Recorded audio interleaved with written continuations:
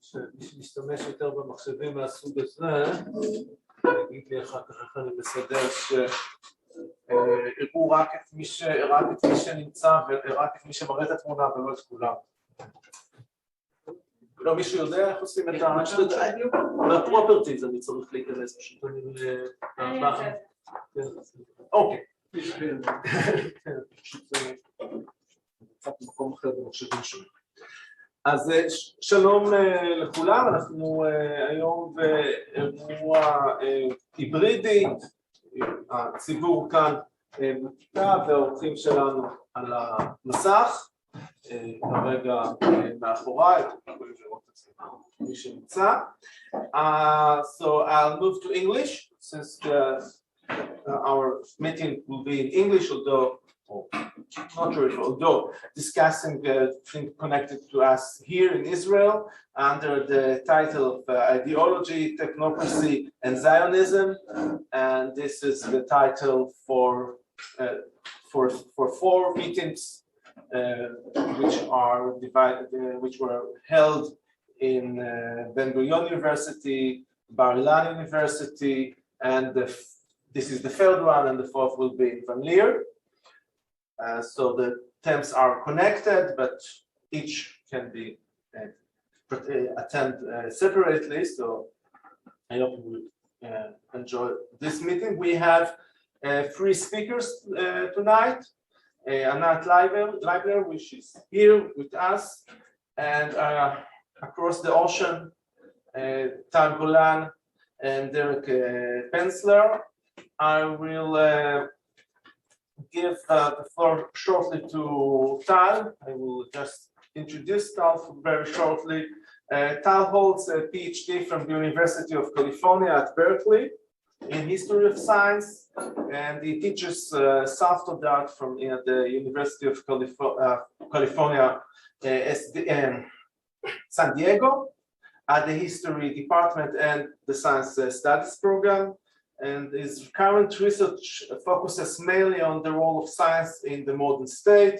He is currently engaged in 2 research projects. One is on Zionism and science, and the second is the history of statistical evidence. And he's been working on a book on the first project, provisionally titled The Natural History of Zionism, and he hopes it sees the daylight in the next year. That's true. We're quite close to it. I will also introduce the other 2 speakers, so we'll make it faster for the continuation. Anat Leyber is a senior faculty at the graduate program of Science and Technology Studies at Bar-Ilan University. She received her PhD from the university where Tal is now, at San Diego, in the Science Studies and Sociology program.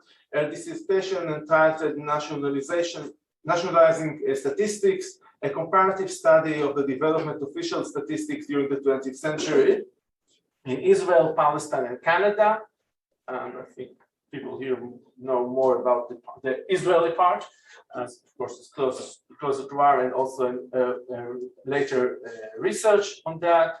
And her research interest has 3 main venues: social history of national statistics, connected with the nation-state building, biographies of ethnic classifications, and activism by number.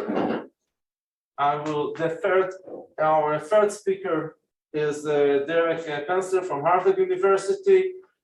He has been working on history of Zionism in connection with technology and science for many years, and among his published books, there are quite many.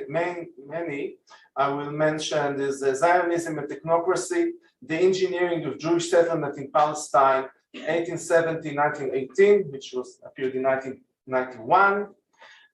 In Cells of Jewish Community, Jewish Identity in Germany and Austria, 1918-1933. Israel Historical Revisionism from Left to Right, Orientalism and the Jews, Israel in History, the Jewish State in Comparative Perspective, and more recently, Jews and the Military History, And just last year is Theodor Herzl, the charismatic leader. That's I think will be enough for the introduction. I'll give you, Tal, the floor.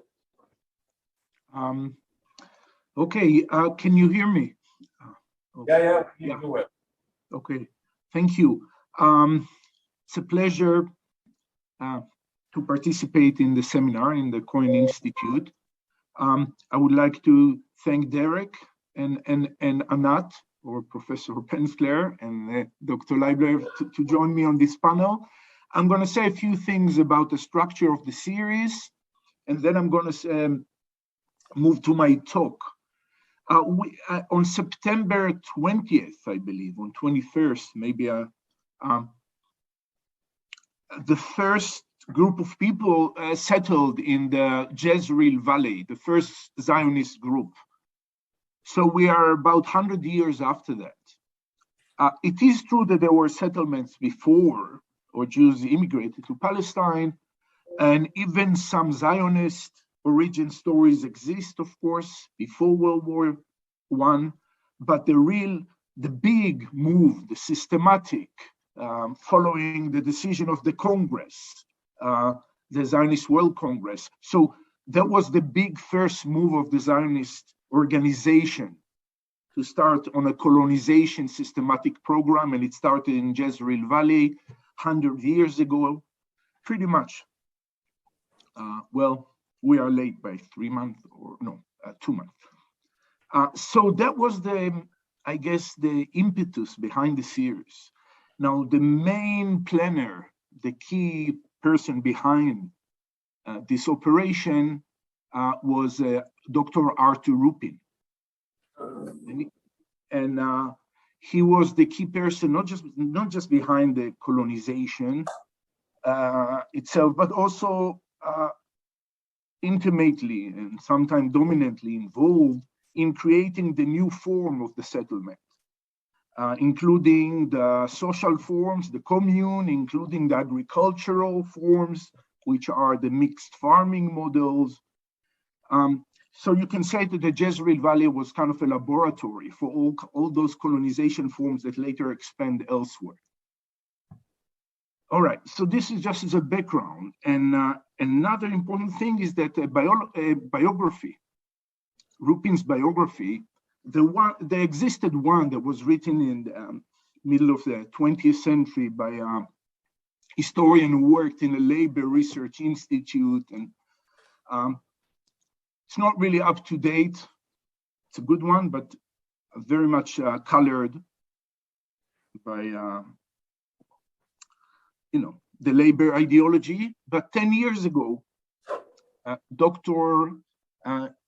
Eitan Bloom published a biography of Rupin, and it was translated last year, 10 years later, also to Hebrew. So this is another good occasion, and those are the two factors, I guess, behind the series. We already had 2 meetings. The first one dealt with the new biography, Eitan Bloom's biography, and it was accepted with mixed response, and so we had kind of a debate about,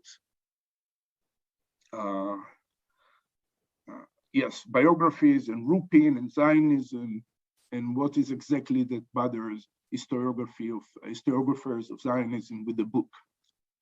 The second panel dealt mainly with immigration policies and how race theories played into them.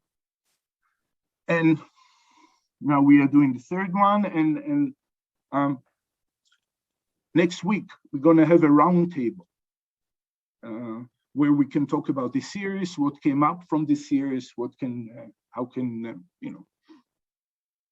we learn from it, and what actually can we learn from the cross section of history of science and technology, and history of Zionism, and history of colonialism, etc. Okay, this was my, I guess, my introduction to the series, and I apologize, it took a little too much time. Let me move to my own lecture, and I will share with you my screen.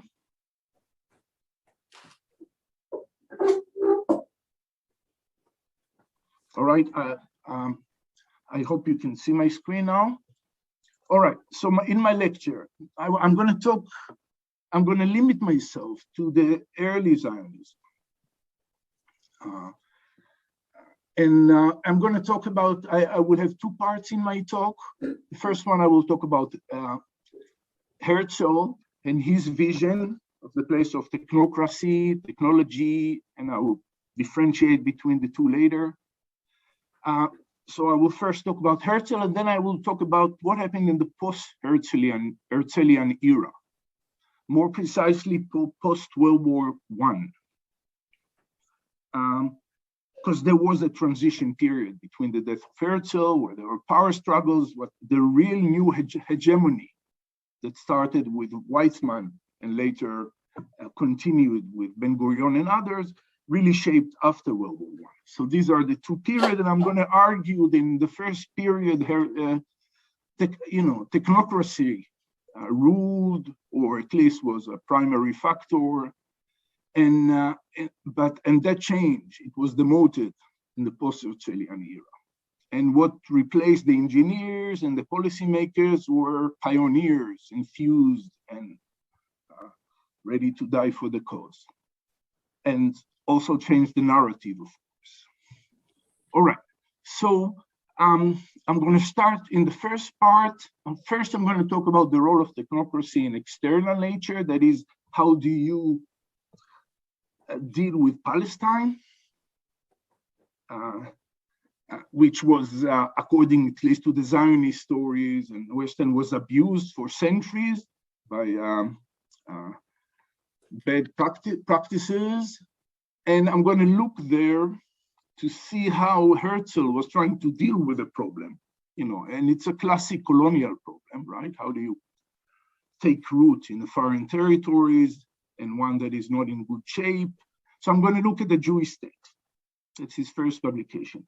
And then I'm going to talk about the second problem that the Zionists had, which is how to improve on internal nature. That is, the Jewish race, which was also abused by centuries of, mistreatment and political prosecution. And to see how Herzl dealt with it, we can take a look at Altneuland, where we approached. And then I will talk about, third, I'm going to talk about the post-Herzlian era. I'm going to talk about the rise of the new narrative of the Chalutzim. And I'm going to specifically zero again on specific chapter that will demonstrate those tensions in action. I will talk about the first senior Zionist conference after the World War. Actually, two of them in London in 1920 and 21, when for the first time after the war, the Zionist leaders came together to decide how to move forward now that this door was open. And there was an open clash there between politicians and technocrats. So this is the structure of my talk. Let me move forward as quickly as I can. This is just to start with, I think I'm using Martin Buber's description of Herzl's thing and view on technocracy. And as usual, Buber is doing it very nicely, so I thought I'll use it. He says, Herzl loved to think in technical terms. He didn't realize how mistaken it was to consider technical progress, even the greatest, a renaissance. And he went even farther. He believed in the technique. This was not simply an estimation of the technique as a mere instrument, which the human spirit, if pure and just, could do all kinds of things with it. No. Here's the technique itself brings with it, according to this view and new spirit. You can, of course, misuse it, devise bombers instead of recreational airplanes, etc. But eventually, the new spirit dominates and leads to superior culture and way of life. So this is kind of just as a teaser, if you want to talk about later. But I'm going to try. Buber actually don't get it. What Herzl is? Why is this so? So I'm going to talk about some meanings in Herzl technocracy, right? So first, let's discuss how technology, or in this case, the technocrats, help the Zionist project. That is, move masses of people, mass immigration to a new country with meager natural resources, people without money, with little skill in agriculture, etc. How do you help them stand against nature? And the plan that Herzl put together came out in 1896, right? That's the Judenstaat, the Jewish state. Right here is also a nice translation in the same year to Yiddish. Now, what I want you to look at is not actually the title, which everybody remembers, but the second, the subtitle, where it says an attempt at a modern solution of the Jewish question. That's important because there were many attempts to solve the Jewish problem. And Herzl specifically says this is a modern solution. And what's modern about it? It's technology, or what he calls the great friends of humanity, of modern humanity, the machines. So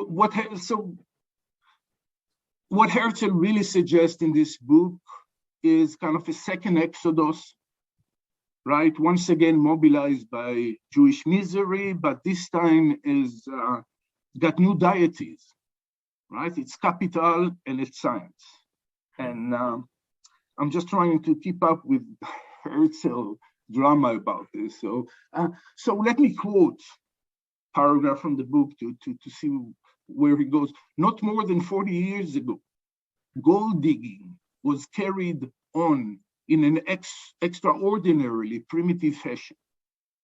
But today, what is gold digging like in Transvaal today? What is gold digging like in the Transvaal today? Transvaal is South Africa, basically, part of South Africa today. And adventurous vagabonds are not there. Sedate geologists and engineers alone are on the spot to regulate its gold industry and to employ ingenious machinery in separating the ore from surrounding rock. Little is left to chance now. Thus, we must investigate and take possession of the new Jewish country by means of every modern expedient. So, right, so this is in the Jewish state. And again, this points to this Herzl.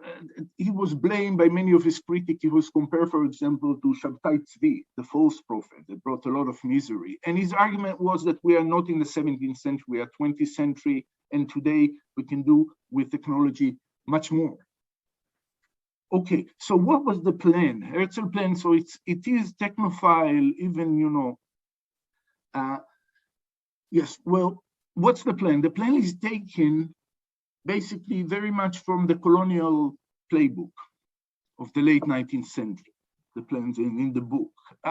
First, you secure a charter from the local ruler, and in Palestine, in Palestine, this is the Sultan. And then with the charter at hand, you go to the money market and you raise investment capital. Once you have the charter and the capital, you create a land company, develop company before, and you organize a scientific survey of the territory. And based on the scientific survey, you develop, you know, a rational plan of improvement, land distribution, etc. This is very much based on what happened in Rhodesia, and by that time, and we know that Herzl was very much impressed by what's happening there. So this is the first role, if you will, of technocracy in the Zionism, right? It helps the Jews to rule over nature, external nature. In the case of Palestine, it's a big task, right? It's a classical colonial test, and what we see that Herzl adopting the colonial model.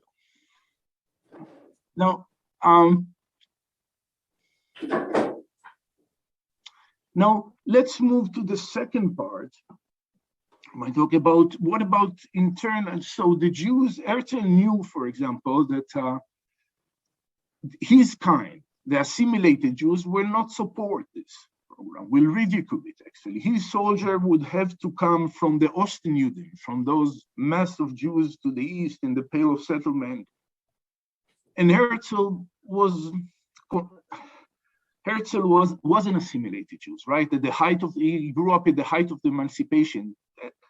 The Ostenjuden for him was prime example of what happened when a certain society has been oppressed for centuries. They were deformed, they were primitive, they were an embarrassment for Jews like Herzl, who adopted, the German culture. He used to he used to refer to them, for example, as refuse. When he talks to Baron Rothschild and specifically to Hirsch, I think if I quote, he promised them to transform this refuge to beautiful society the same way that aniline dyes were produced from tar, from leftover of coal industry, from garbage. And again, Herzl is, we can come back to this later if you want, he's a Spencerian, I guess, that's the closest you can identify him in many of his circles, kind of a Darwinian, social Darwinians in the German version. So, and he thinks about the Jewish race as need rehabilitation as well. He has another, so how do you deal with them here? Herzl is adopting a second model, which is a liberal model that was developed in order to deal with the implications of the, the expansion of the voting rights in Europe, the suffrage.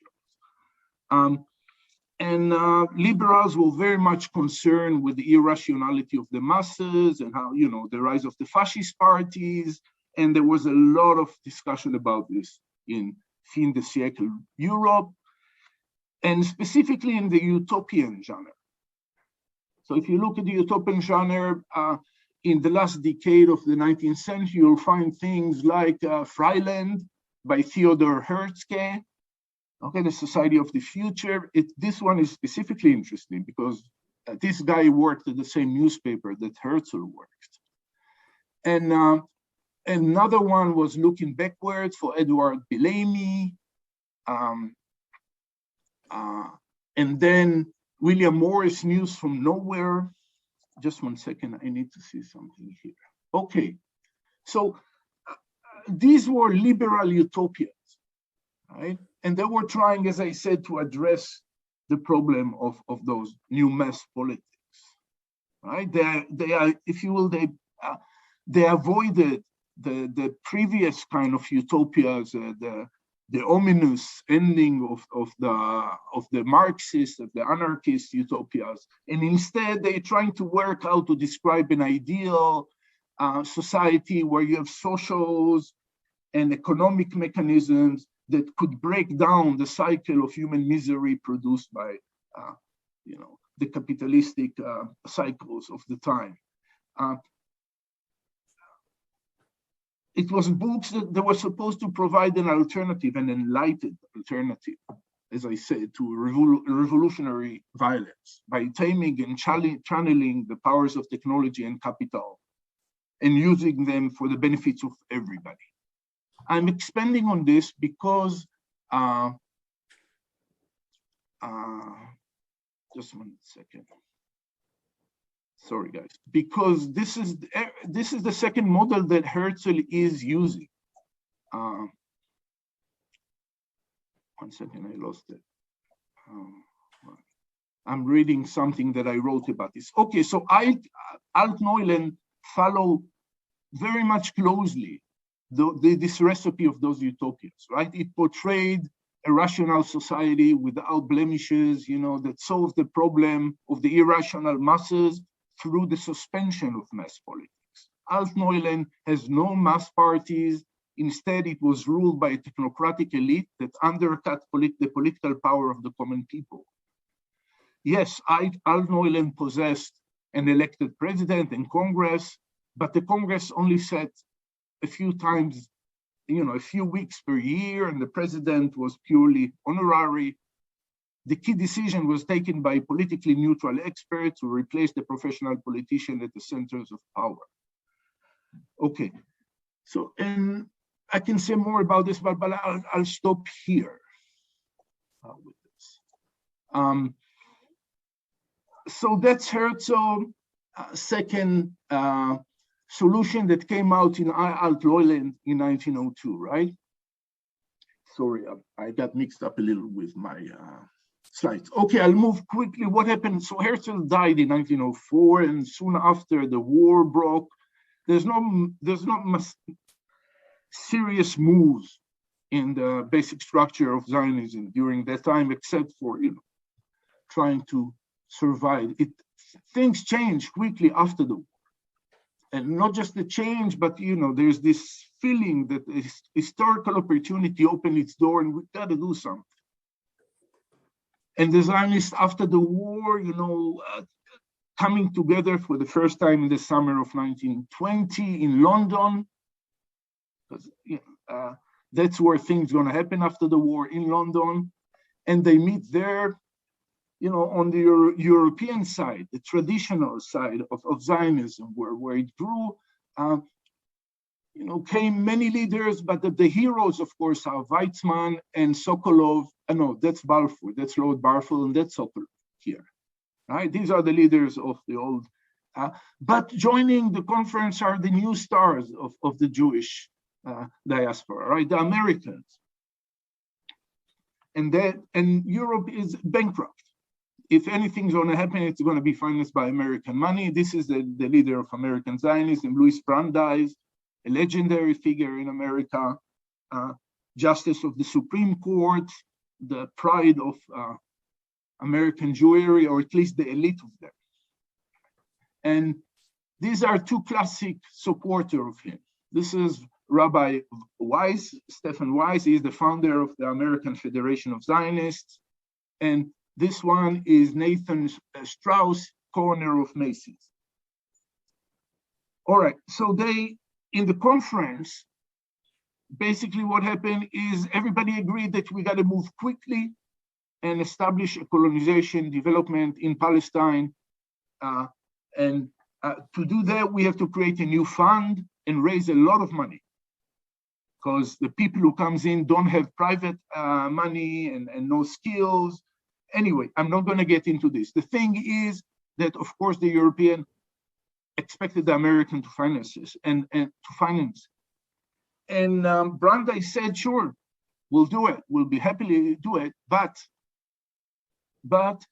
we have to change. We have conditions, if you will. Okay? Basically, what Brandeis said is that the age of politics ended with the Balfour Declaration, with the pro-Zionist British policies. Now it's the time to develop Palestine, and development is not a business for politicians, it's for experts, for economists, for engineers. So yes, we will give the money, but we want to control how it will be spent, and we want to create a mechanisms, a technocratic mechanism. Basically, what Brandeis is suggesting, that he wants to reshape the Zionist organization in the spirit of American progressive politics at the time, ruled by technocrats. And Weizmann is saying no, not just Weizmann, the European, which were the majority of the provisional board at the time. Basically, they say no, Zionism is a political project with political goals, and it needs to be controlled by political organization. The break is shaping up the whole decade of the 20s, because Weizmann eventually wins it. Okay, but Brandeis is humiliated, is separating himself from Zionist organization, and with him, his whole circle of most of the rich donors, potential donors. So this is critical, because the Zionist organization is struggling through the 20s. They don't have money at all, bankrupt. And that forces Weizmann to get in bed with the socialists. Weizmann never liked too much a socialist. Right? but he has no choice because they offer him the only viable position. This is, I just show you, this is Weizmann. He's going the summer after his debate with Brandeis. He's trying to recruit desperately money in America, and he recruits Einstein to come with him. But Einstein is troubling for him to fundraising for the Zionists. This is Osishkin. I got to go and finish. My point is, so this is a key event after the war when they come down to design the colonization program. And the American Brandeis are pushing for a technocratic operation, if you will, somewhat like what Herzl thought about. Okay, and Weizmann and the other insist that this is not the case. The politicians need to control. And you can, and this is not just a political decision. This is change the whole narrative. This is change the model. You don't do plantation economy, which necessitate a lot of capital. You got to move to mixed farming, and specifically, you got to use the communes because they are the cheapest, most available solution that the Zionists could move forward with. And of course, the guy that supports it behind the scene is Rupin, and he is kind of cooperation with, but I'm going to stop here, and hopefully we can come back to some of it later. Thank you very much. Thank you, Tal. And there are second speaker and not ever sit there, perhaps will be easier for you near the yes, but where is the camera? The camera is there. Okay. It's not in the computer because it's horrible. It's camera obscura. Panopticon. Okay. Okay, thank you for inviting me to give a paper. It's part of this series. Since the first session that was in Bar Ilan, I'll try to play something with the computer. where is it? No, it should. No, No, the camera is there, yes. okay.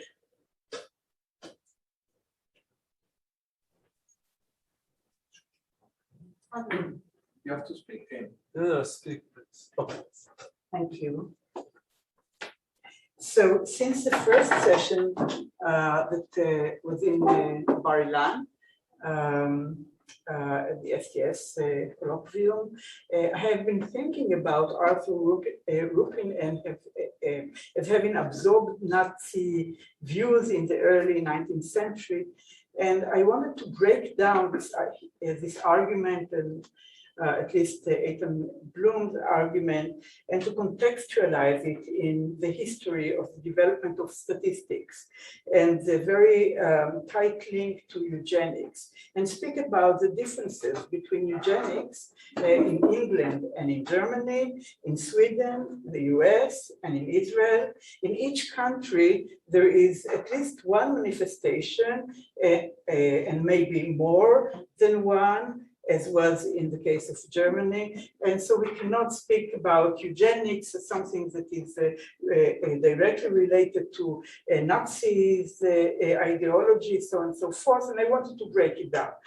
But this is a project that is not appropriate for, or does not fit a 15 minutes session, which is pity. So I decided to concentrate on extract the question of technocracy, Zionism, and perhaps eugenics, and to attempt to understand when various writings and practices are considered racist or thought of as belonging to dark times, and when are they part of the vision of prophets of modernity that existed in many countries, especially during state building eras, while creating the new nation state or federation, as was in Canada, Israel, and France. I will moved, so this is the context of the paper, and I shorten it while Tal was stopping it. Okay, so shall be gentle with me, okay? So my protagonist for this paper is Roberto Bacchi, who was... Perhaps a bit easier to sit there, to stand there. If you, to stand here, yes. Perhaps it would be better for you. Just for yes, sure. Okay, so my protagonist is Roberto Bacchi. I conducted my PhD dissertation on part of my dissertation was on him, his role in nation-state building in Israel. As statistician, he was the chair. He was the main scientist of CBS, Central Bureau of Statistics. He established CBS and was the strongest and the dominant scientist in statistics until 1971, when he retired. He also established two departments at the Hebrew University. He was Dean of Social Sciences. He had a lot of titles. He got the Israel Prize, but nevertheless he stayed in the background of the history of Israel and history of the state of Israel. And it is interesting why it happened, but I think Derek is going to speak a little bit about technocrats and why they remain in the background as long as it is as what I saw in his paper. Okay, so Bacchi was an eminent figure in the history of statistics in Israel. He offered new understanding of the use of statistics to the local community by bringing up the question of Jewish reproduction in Eretz Israel, Palestine, and associating it with national conflict. He was doing it prior to the establishment of the state during the 40s. But the question that I was asking myself, was he a technocrat? According to definitions that are in the literature, and I think Bacchi was neither a technical expert nor scientist who used the legitimacy or abused the legitimacy of science to act in the political field. He was a boundary actor who operated on the interface between political and scientific domains, he influenced actors from both worlds and pleased two sets of principles remaining stable in the face of external forces.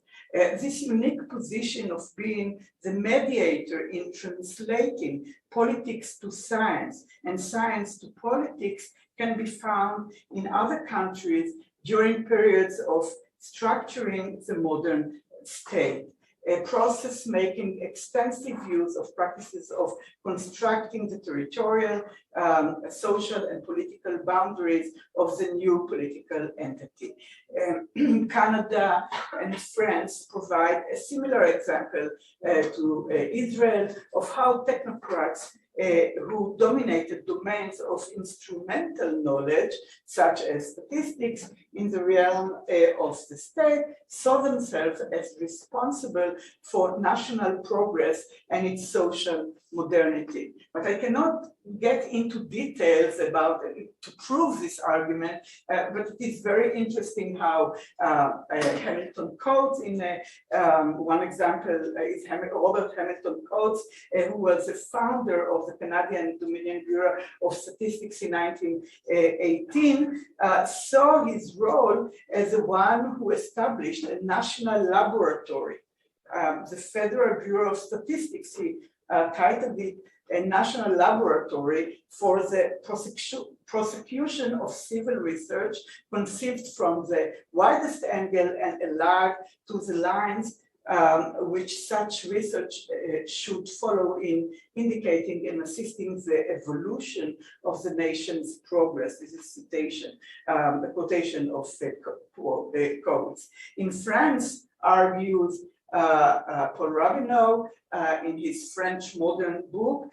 These technocrats were technicians of general ideas, professionals in statistics, economics, hygiene, epidemiology, and the like. They were inventors and practitioners of practices, discourses, and symbols of social modernity, whose aim was to understand and to regulate modern society, France, Israel, Canada, and so on. So my research is social history of national statistics in Canada and Israel, examines material, institutional, and epistemological aspects of statistical practices during the period of nation-state formation. Naturally, because of Baki's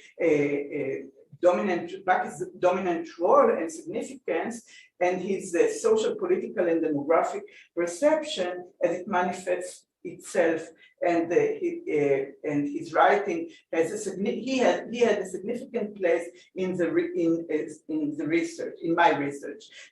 But scholars ask me very often why I don't write a biographical book about the man, or why I don't examine and explain his perception as something that stems from the time he received his training, the time between the two world wars in fascist Italy. Okay, why I don't connect his statistical legacy to fascist Italy? And my answer is that I was looking to explain and describe the biography of various metrics in the organization of the Israeli state building processes. So it's I'm doing a biography of these processes rather than biography of the person, a biography of how we constitute, how the Mizrahi category was constituted since the 40s until it became Asia, Africa, Asia, Africa, Europe, America, a formal category of the state, right, of the state bureaucracy. So I'm looking to portray these biographies of these processes, such as the biography of ethnic classification, the standardization of national income measurements, and the crystallization of Israeli citizenry body with its unique ethnocratic characteristics. In each of these objects of study, Baki was the most dominant figure, but he was not a sole player. He was not a single architect. He needed an infrastructure of political patrons, professional allies, technology, as well as the power of the new state. Without these, he would remain a charismatic person, but not as influential as he was. And this is a reply to Eitan. Eitan, I think, is not here, to Eitan's book. It's in the Zoom. Okay, so it is a sort of, I mean, I am trying to discuss some things with Eitan's book. Okay, in 1944, in a memorandum addressed to Ben-Gurion, Sherto, Katzenelson, and Weizmann. Katzenelson, there is a Katzenelson, there are two Katzenelsons in the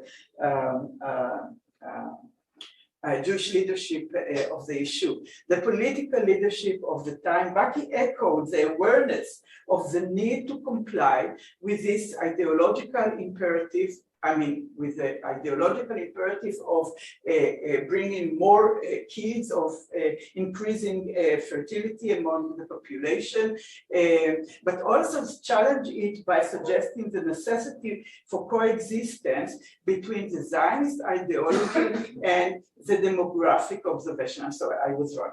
It was as a result of cutting paragraphs. Okay, so Baki said, I'm aware that I'm aware of the need or the ideology of viewing the Jewish population in the issue as one piece, as one homogenic entity, okay? But so he understands the needs, the ideological need to do that, but still he said that in spite of this ideological imperative, he challenged it by suggesting the necessity for coexistence between this Zionist ideology and demographic observation. He said we have to create demographic, we have to do some demographic observation and to create knowledge about the population. And he was speaking mainly about ethnic origins, or about a country of origin. Never mind. Ethnic origin. I mean, where do these people come from? Okay, so categorizing ethnicity was not a simple task of looking for regularities among coherent social groups, which seemed to be a law of nature. There was no stable, clear demographic object. I mean, Mizrahim was a popular and religion a category, but it wasn't a demographic or scientific category. So there weren't clear demographic objects to observe and measure. Baki had dealt with a phenomenon whose definition and coherency were yet to be constructed, as he reported in hindsight. I quote, the regularity and changing structure of the population, the heterogeneity of the social structure of the Jewish population, which renders of little value the use of general average for the entire Yishuv. The lack of any complete consensus of population after 1931, complete census of population after 1931, and the consequent necessity of using estimates of population which became more and more unreliable with the lapse of time, all make the scientific and systematic research of the Jewish population inevitable. The tension between Zionist ideology and the diversity of the emerging new society is resolved in a particular objective category of ethnicity limited by time, place of birth. This is a temporal category, since place of birth applies only to the first generation of Israeli Jews, and the father's place of birth applies only for the second generation. By the third generation, which is around 95, this is what happened in 1995, by the third generation, this category was supposed to disappear.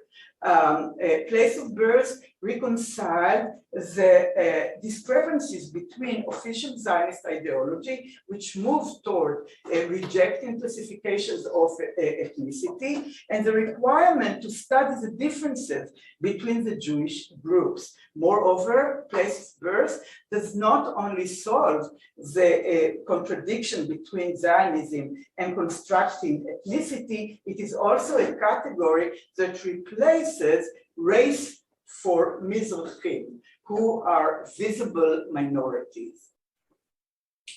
Baki's first demographic research in Palestine was on the birth rates of women from Haifa and Jerusalem, based on 40,000 cases of infant mortality and live births collected in the 1938 British census, as he wrote as he published in 1941.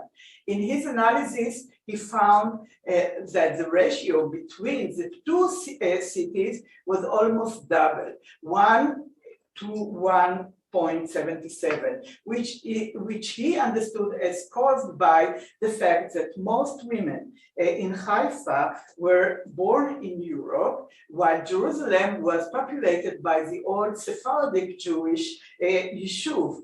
A few years later, Baki divided this data set into 3 independent variables of mother's place, father's occupation, and residence. With these variables, Baki was able to show that the number of births is correlated with the country of origin, divided into 2 major groups of Asia, Africa, and Europe, America, place of residence and occupational status. This early work demonstrates Baki's innovative conceptualization of geostatistics, as well as his sociological view about the correlation between occupational status and country of origin. In a lecture he delivered to gynecologists in 1944, he explained the logic behind the ethnic classification and argued that when making comparisons to the average family, the population of Hebrew women in Eretz Israel is divided into 3 major types: the Asian, the European, and the local Israeli women. This is due to the exceptional variability among Jewish women in mandatory Palestine whose birth rates cannot be measured and studied as a coherent group. Ashkenazim and Mizrahim or Sephardim, well, yes, okay. No, I can't tell. Ashkenazim and Mizrahim or Sephardim were partially based on traditional divisions common at the time and which had been institutionalized from the beginning of the 20th century and even earlier. But while these divisions related mostly to religious customs, Baki gave these categories a wider meaning that referred to social, cultural, and economic aspects of people's lives. The indicators that Baki used to determine the cultural distinctiveness of different groups were language, religious, cultural traditions, religious and cultural traditions, biological traits, geographical location, education, and hygiene. Striving to describe a coherent statistical object, revealing the natural number of births would enable the statistician to describe the biological distinctiveness of Mizrahim. The natural number of birth rates would be displayed if we were to control social and cultural interventions that transform these rates into a lower number. In other words, if fertility among Jews with European descent was natural, said Baki, it was possible that a woman could deliver as many as 5 or 6 children, but statistics showed that reality was very far from this prediction, and the average fertility of European women was 1.7. Okay.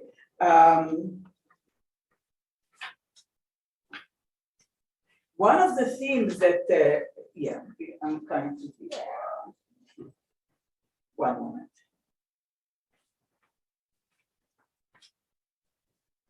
Baki's argument about the need to trace demographic trends was related to the actual existence of the Jewish nation in its own homeland. It is our desire, and I quote, and in our capability to create a social structure that will contain the capacity for self-preservation. The presence of Jewish groups and their reproductive rates, he maintained, create the capacity to build a state.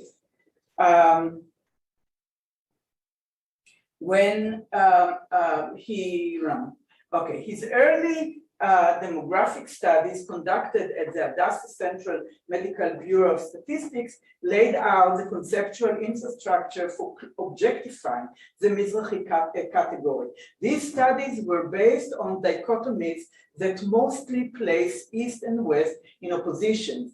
opposition society was presented as a problem due to its problematic groups. The solution to this is to make all aspects of society legible through statistics by offering a technology for making these groups knowable. And one might say that his analysis of extreme groups, such as Yemenite and Austrian mothers, represents an evident eugenic attitude or eugenicist attitude, which was common in those days and went along with the Zionist ideology of other leaders and social scientists such as Arthur Rupin. Reading in the last 2 weeks on Rupin writings, Eitan's writing on Eitan's book on Rupin, I can say with confidence that Baki's worldview was far from being eugenicist. His scientific numerical predictions, which had never before seen so systematically presented in Palestine by any other professional, including Arthur Rupin, were an instrumental framework to understand the complexity of the demographic problem between the two nations, intersected with a threat on the homogeneity and quality of the Jewish society.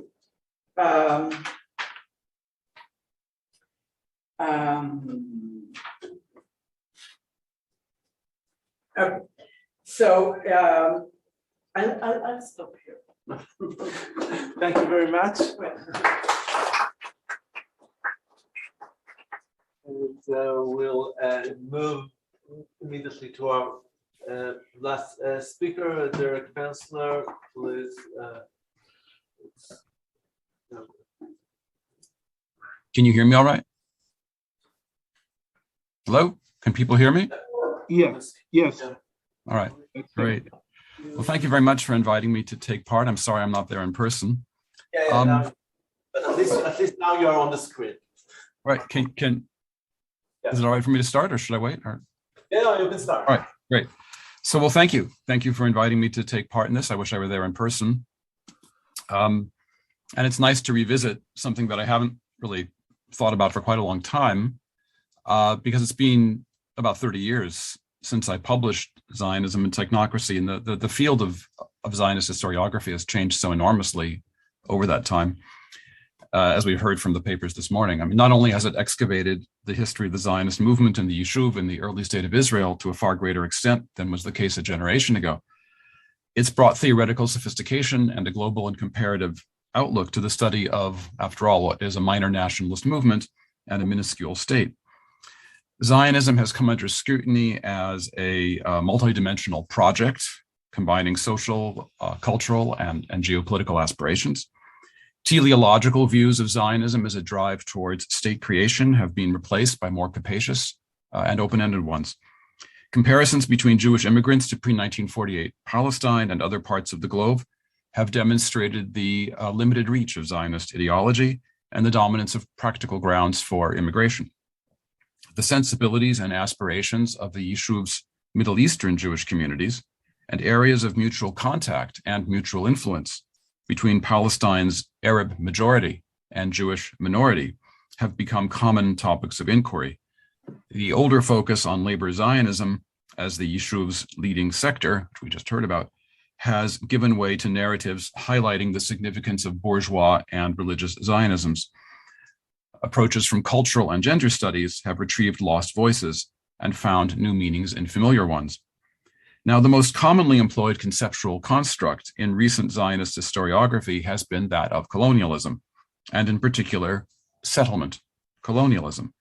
The colonial approach explores Teda Herzl's search for great power protection over Palestine, as Tal mentioned, the interwar Jewish national home's dependence upon the British mandatory government, and Zionist views of Palestinian Arabs through an Orientalist European lens.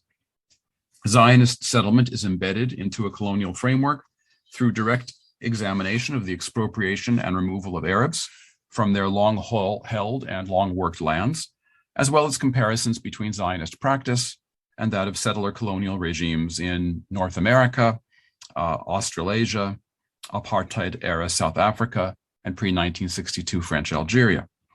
So today what I want to talk about is where the concepts of technical expertise and technocracy, where these two concepts fit in within these broader historiographic transformations. The alleged connection between technical expertise and Zionist coloniality lies in the movement's origins. A long line of works by Palestinian scholars, from Edward Said's seminal essay on Zionism from the standpoint of its victims in 1979, to Rashid Khalidi's book, The 100 Years War on Palestine, A Century of Settlement Colonialism, published just last year, attribute great importance to Theodor Herzl's 1895 diary entry in which he wrote that the, quote, poor native population would be removed prior to the founding of a future Jewish state.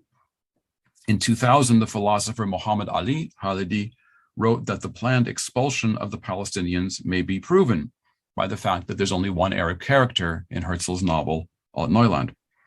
For both Khalidis, the act of expropriation and the Jewish polity's high levels of technical achievement are connected. Similarly entangled in pro-Palestinian historiography are Herzl's description of the new Jewish polity in his pamphlet, The Jewish State, as a, quote, rampart of Europe against Asia, an outpost of civilization as opposed to barbarism. The pamphlet's lengthy passages on the technological sophistication with which Jews will be transferred to their new homes is also cited in such literature. Now, a more direct framing of technical expertise and colonialism in terms of colonial practices on the ground has been made by a number of scholars, including Gershon Shafir, Gabi Peterberg, and Noor Masalha, regarding Arthur Rupin, the political economist and statistician who founded the ZO, Zionist Organization's Palestine Land Development Company in 1908. Rupin compared the PLDC with the Prussian Colonization Commission, which purchased tracts of land in Prussian Poland in order to reduce the Poles' hold on the land and enable mass settlement by ethnic Germans. Now, in fact, Rupin did not make this comparison frequently, nor is it clear that he likened Palestinian Arabs to Poles as rivals, if not enemies, of the Jewish and German populations, respectively. But the alleged connection, I remember seeing it in a couple of documents, has become common in literature on early Zionism as fundamentally a settler colonial enterprise. I think a more nuanced assessment of the relationship between expertise and colonialism in pre-1948 Palestine came from Jacob Norris. In 2013, he published a book that depicted British developmental efforts in Palestine as central to a colonial policy of rational self-interest. Norris observes, however, that the cult of development in the pre-1948 Middle East was hardly unique to Britain's and France's mandates in the former Ottoman Empire. After all, the affirmation of technology lay at the heart of the Nakhda, the Arabic literary renaissance of the fin de siècle, of Ottoman economic policies in Palestine, and of middle-class Palestinians' own ventures in manufacture and trade during the late Ottoman and mandatory periods. Zionists were able to convince British authorities, nonetheless, of their technical and managerial superiority, leading to their receiving government contracts that caused Palestinian resentment while augmenting the economic clout of key individuals within the Yishuv. Frederick Mayton's imaginative 2019 book on the electrification of Palestine made a similar argument, embodied in the charismatic revolutionary turned entrepreneur Pinchas Rutenberg, whose electrical grid helped define the contours of the future Jewish state. Intriguingly, though, there's been very little conversation between the scholarship on Zionism, expertise, and colonialism, to which I've just been referring, and an entire different body of scholarship about the young state of Israel's developmental assistance programs in Africa, basically from 1958 to 1973. During this period, Israel presented itself, and more important, was perceived in Africa as anything but an agent of colonialism. As recent articles by Anat Morville and Dan Heller have observed, African leaders welcomed the assistance and did not classify it as condescending, paternalistic, or a form of cloaked imperialism. Indeed, they claimed Israel was a model of post-colonial state building, devoted to agricultural and industrial development, and an example of successful anti-colonial rebellion, in that the Zionists had driven the British out of Palestine. At the turn of the 1950s, leaders in the Tunisian and Algerian national liberation movements had kind words for Israel as a counter to the geopolitical strivings of Gamal Abdel Nasser. Ahmed Ben Bella of the FLM, first president of the independent state of Algeria, lived for a time in the Alexandria home of the parents of the Jewish writer Jacqueline Kahanoff. They didn't know who he was under a pseudonym, but he said nice things about Israel. Of course, the developmental assistance program was an exercise of soft power. It had propagandistic as well as humanitarian aims, but its popularity and endurance, even after the 1967 Middle East War, demand attention. In comparison with the literature on Zionism within the framework of colonial expertise, work on Zionism's debt to hierarchical and exploitative forms of power within Europe, that is not colonial power abroad, but power employed against the citizens of one's own state within Europe, is much more scarce. There is a long tradition of work associating Zionism with social reform, and we just heard this in Tall's paper. And Theodor Herzl's fascination with the cooperative settlement scheme of Franz Oppenheimer stemmed from his own personal desire to alleviate poverty and forestall social revolution. But as we learned from Eitan Blum's book about Rupin, there is a fine line between liberal and conservative approaches to mitigating the social problem. Both stemmed from feelings of trepidation of the laboring masses and aspired to leave capitalism in place. According to recent Israeli scholarship, Herzl's Altneuland was an anti-democratic society where laborers lack autonomy and decision-making is concentrated in the hands of experts like Joe Levy, important figure in Altneuland who we never meet, but we simply listen to him in a long phonographic recording at a Passover Seder. Now, what of Rupin here? Well, Rupin both maintained and departed from Herzl's legacy. Whereas Herzl envisioned a cosmopolitan Jewish polity, Rupin, as pointed out in Blum's book, fantasized about Jewish purity, embodied in what he claimed to be untainted Ashkenazic Jews, as opposed to dysgenic Sephardi and Middle Eastern ones. Racialism helps account for Rupin's Zionist passion, motivated more by fear than love for the people or the land of Israel. But for Rupin, racialism was inseparable from the imperative to ground Palestine's new Jewish community in a stable and equitable economic system. Rupin's complex and tutelary schemes for the selection of Jewish immigrants and the structure of Zionist settlements faded out, given their paltry budgets and the actual trajectory of the first collective farms. In other words, Rupin's worldview may have driven him to Zionism, but his flexibility and pragmatism are what allowed him a modest level of success.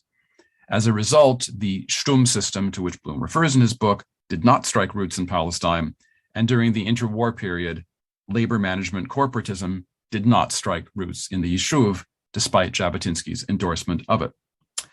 So I've talked so far about technical expertise, and now as I move to the end, I want to talk about technocracy.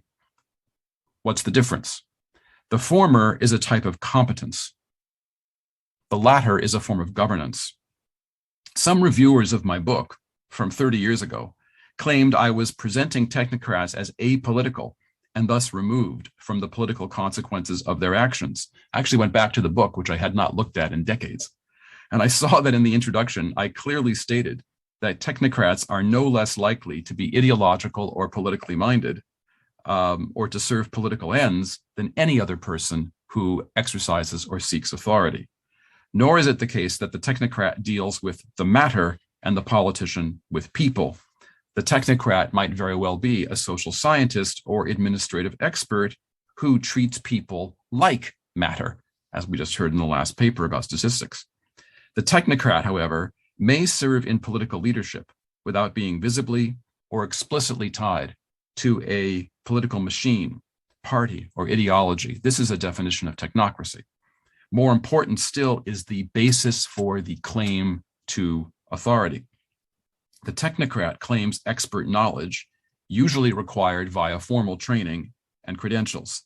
It is these credentials that create the possibility of allegedly, although not in real life, but allegedly transcending the political machine. The technocrat both benefits from the trust garnered by Unparteilichkeit, by this kind of neutrality, and the distrust generated by anti-elitism, or the fine line separating many people's perceptions of complex and esoteric knowledge, the latter giving rise to, for example, in our own day, the widespread hatred of Anthony Fauci in the contemporary United States. In other words, the technocrat can be a figure of trust because of his or her claim to neutrality, but the technocrat can also be an object of great fear, precisely because they don't fit into a political machine.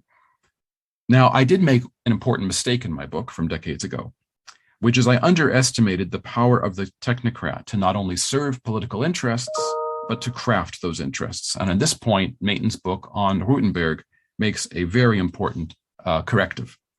That said, when one goes beyond the pre-state period, the period of the Yishuv, to the period of statehood, technocracy on such a magisterial level, well, it disappeared. As Aryeh Krampf has shown, throughout the history of the state, economic policy has been made in the prime minister's office or the cabinet out of raison d'etat.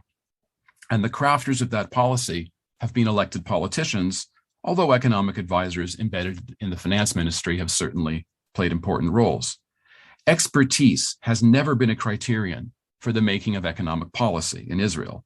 There's a long tradition in the Zionist project, and we've heard this earlier in Tal's paper, of calling upon distinguished economic advisors from abroad in times of crisis, only to reject their recommendations as ignorant of particular features of Israeli society and culture that only Echad Me'itanu, one of us, could possibly comprehend. And this practice goes back to the Commission of Experts, the Sachverständige Commission, which advised dismantling the collective agricultural settlements, and it goes all the way up to Milton Friedman's prescriptions for privatization in 1977. They were ignored at the time, because what does Milton Friedman know?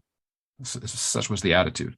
When Israel did adopt such policies, beginning in the mid-1980s, it was agreed upon by top political authorities in Israel and accepted in response to heavy American pressure. So summing up, in 20th century global history, technical expertise was ubiquitous. Technocracy was rare. The mutual dependence of expertise and state power characterized modern European states' domestic affairs and their overseas expansion, and was a pillar of post-colonial state development. In other words, it's ubiquitous. Ayn Rand's hero architect Howard Rourke, from her novel The Fountainhead, who has convinced a generation of socially awkward adolescents of their unappreciated genius, testifies to the aura of the far-sighted expert in context far removed from colonialism. Moreover, there is nothing inherently sinister about technical expertise. Pache, James Ferguson, James Scott, Tim Mitchell, and other anti-futurists, technological development does not always lead to environmental and societal catastrophes. Besides, nuclear weaponry, global climate change, and the despoiling of our ecosphere through plastics and other pollutants have resulted from not only techno-managerial hubris or blinkered vision, but also deliberate government decisions and a lack of political will. This is true across the board. It is true for Zionism as it is true for everything else in the modern world. Yes, the Zionist project made unwise developmental decisions, such as afforesting Palestine with European pines that do not thrive in hot and arid climates, or draining environmentally sensitive wetlands in the hula swamps. True.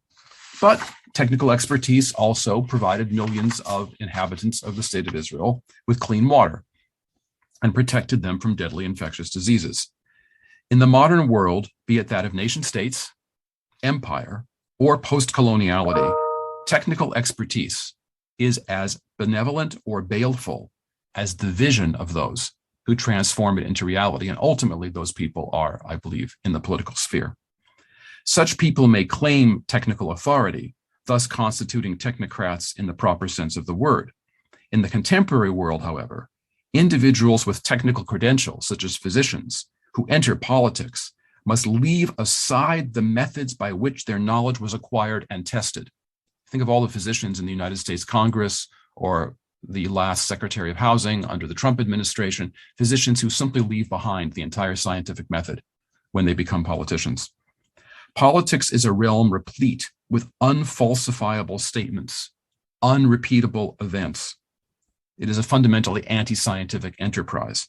It is rarely free from fictionalization and polarization. Technocracy is an ideal rarely realized within Israel, Palestine, or anywhere else in the world. Thanks very much.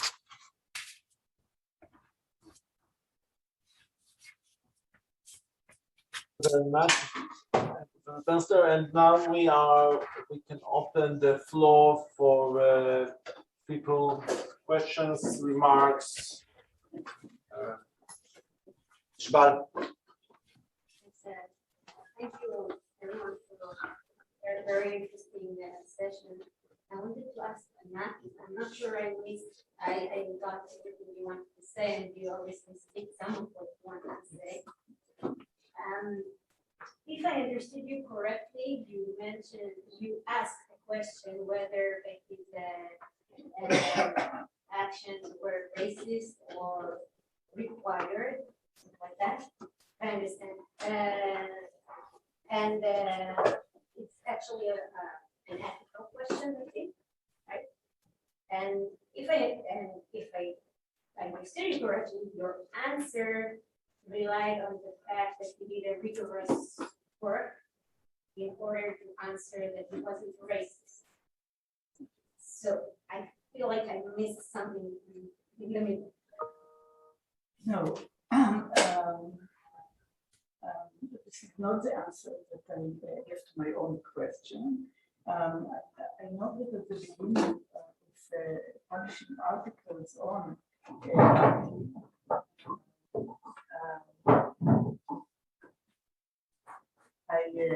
I dare to relate eugenicist elements to some of the quotations that I brought in the paper, where in one of the papers where he compares between birth rates of Yemenite women. סליחה שאני מתפרצת, אבל אנחנו לא שומעים בזום.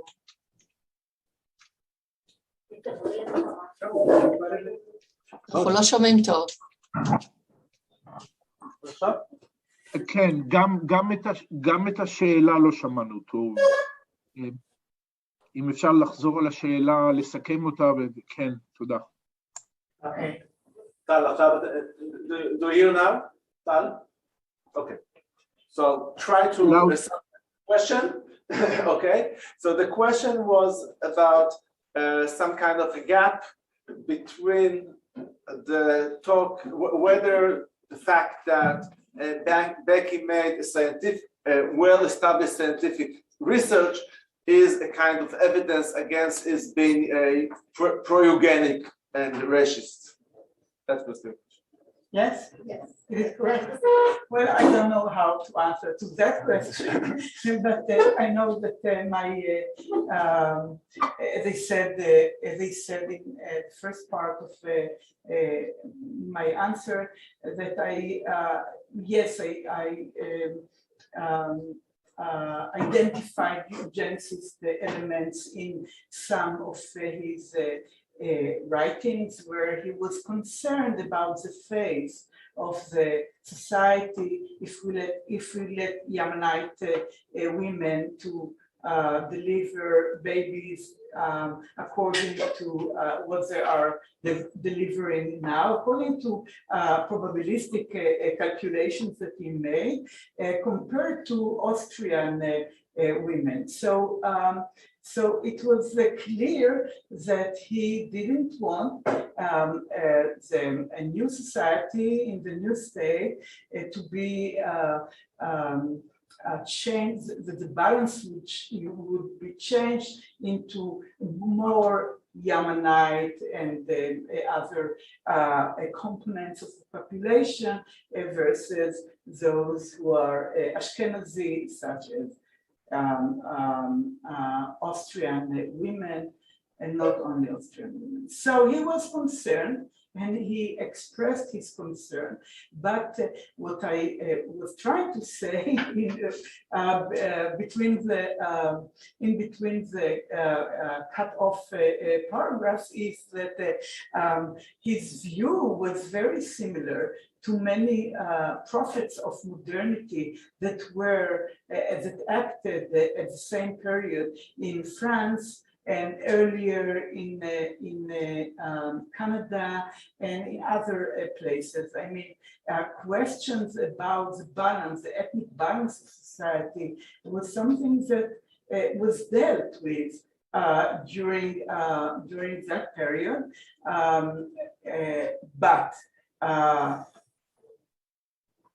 was it an evidence to his view or to his encouragement of, let's say, stealing or Yemenite babies? No, it wasn't. It wasn't.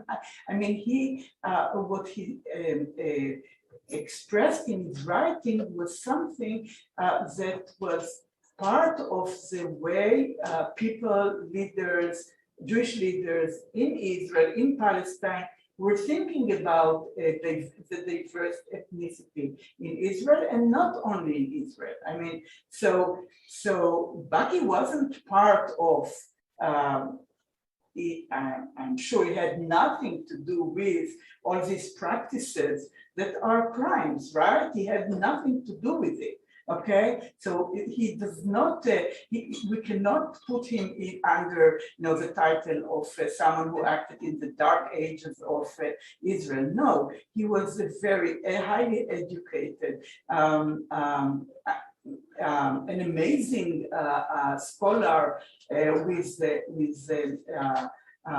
huge knowledge. He had prestige all over the world for his methods and his writings and his probability calculations were part of what people did in periods of state building or nation building processes. But okay. It just mean that he was as racist as the other people in his generation? So you see, it's like what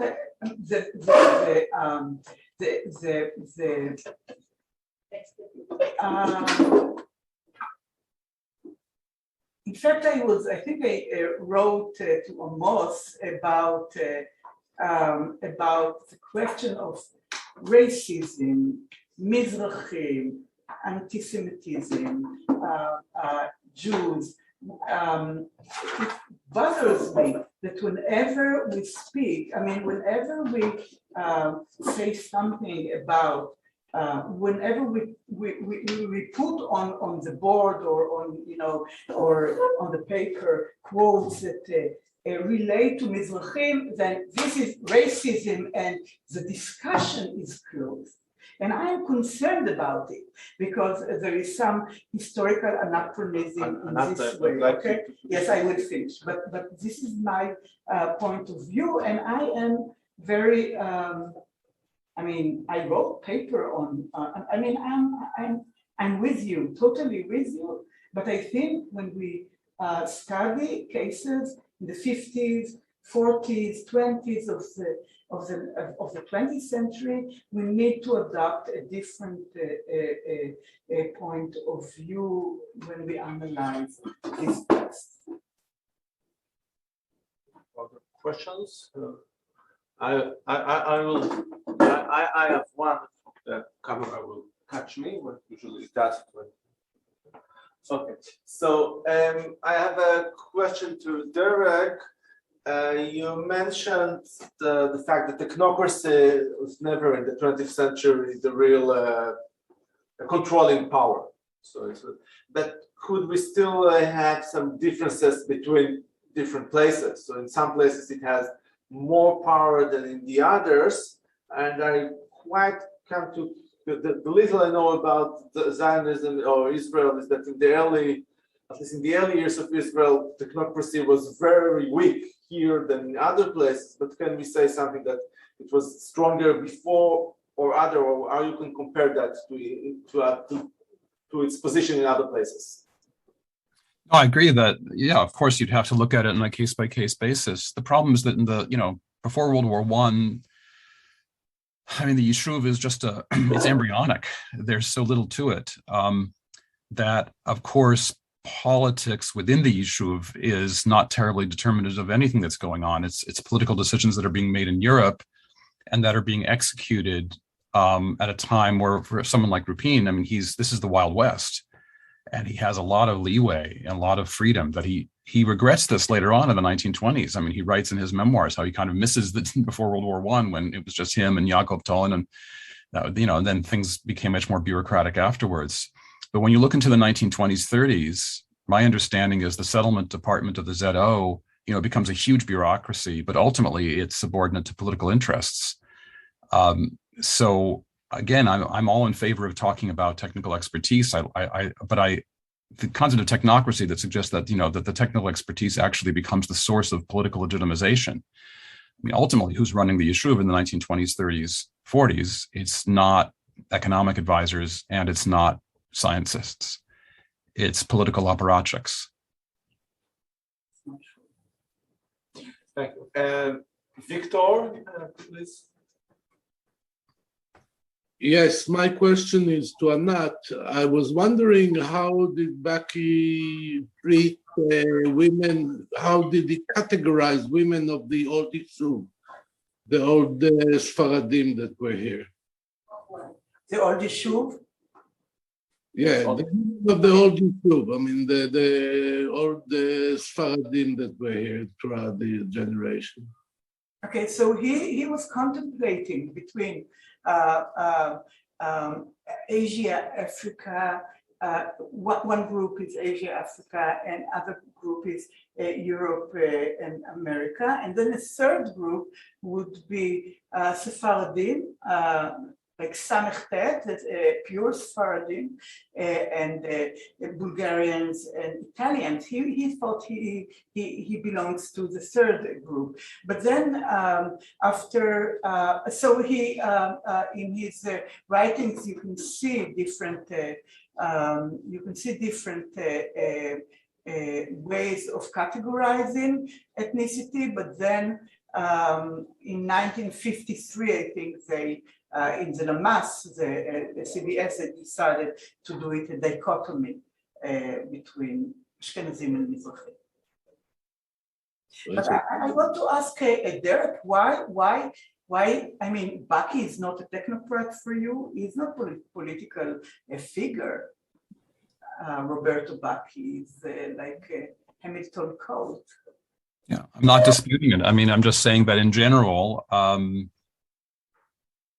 I guess what I've been reacting to is news, for example, with the chronic crises, let's say in the Italian government, and they say that they're bringing in a government of technocrats. So what there really is they're bringing in people who don't have specific political party connections, which in Italy, I guess, is very important. And so, and you get people who are primarily financiers, bankers, or whatever. But they are all actually in real life embedded into a political system, and they're chosen by political interests. And this is not conspiracy theory. I'm just saying that it's generally often the case. Of course, there's going to be exceptions, and Baki was very influential. But my paper was quite broad about sort of deconstructing concepts of technocracy in the modern world. It was an idea that was very popular after World War II, or there was that whole literature on technocracy in the 50s and 60s. But I think it's fallen out of fashion among historians of science and technology because we've really passed that kind of moment of that love affair with technology. But of course, there are individuals with technical knowledge who can have a great deal of influence here and there. Any further questions? So we are just on the time for finishing our session. So yeah. So can I say a few sentences before we close this? Yeah, please. I'll try to be as short as possible. So I want to say something about the nature. Technocracy is not just the people and their relation within the governance. It's true. It's a package. It's also, the cultural images and the kind of narrative that is projected. I want to say there was a moment in European history, colonial history, that technocracy, as my other colleague says, ruled, and that was in the early 20th century, and Zionism borrowed from it. I'll just say this. I just want to point out that if you try to write a history of Zionism from a technocratic point of view, then you have a whole different story that I would like you just to think. You can think about the Chalutzim as a technological solution to a colonization program, to an organization that doesn't have money, to people that don't have experience and skills, okay? And they are pressed politically to move forward and do something, and this is the only thing that is possible. And of course, then you have the generation of the narratives, as the Chalutzim, as the new heroes, that they are replacing Herzl engineers. And I'm repeating myself. I just wanted to close this circle before we finish here. Thank you. Thank you very much, and thank you everyone for attending this session and for making it. And everyone here is invited to join us to the Fuga Tzfoni, and you can have your drink at home, wherever is wherever you are.